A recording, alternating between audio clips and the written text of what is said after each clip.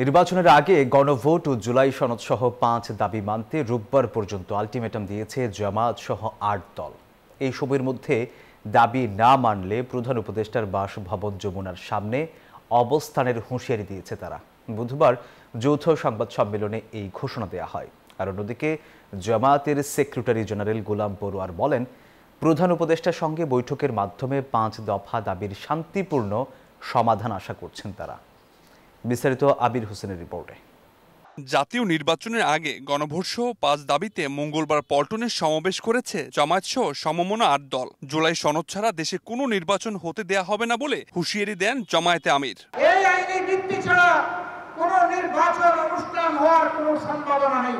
৫ দফা দাবি আদায়ে বুধবার রাজধানীর মগবাজারে বৈঠক করে জামায়াত ইসলামী আন্দোলন সহ সমমনা ৮ দলের নেতারা। পরে যৌথ সংবাদ সম্মেলন করেন দলগুলোর নেতারা। ১৩ নভেম্বর ফেসিবাদী শক্তির নাশকতা প্রতিরোধে রাজপথে থাকার ঘোষণা দিয়েছে ৮ দল।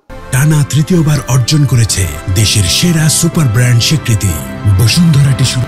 ১৩ নভেম্বর বৃহস্পতিবার ফ্যাসিবাদী শক্তির নাশকতা ও অপতৎপরতা প্রতিরোধে ৮ দলের নেতৃবৃন্দ সর্বস্তরের জনশক্তি সহ দেশব্যাপী রাজপথে অবস্থান করবে।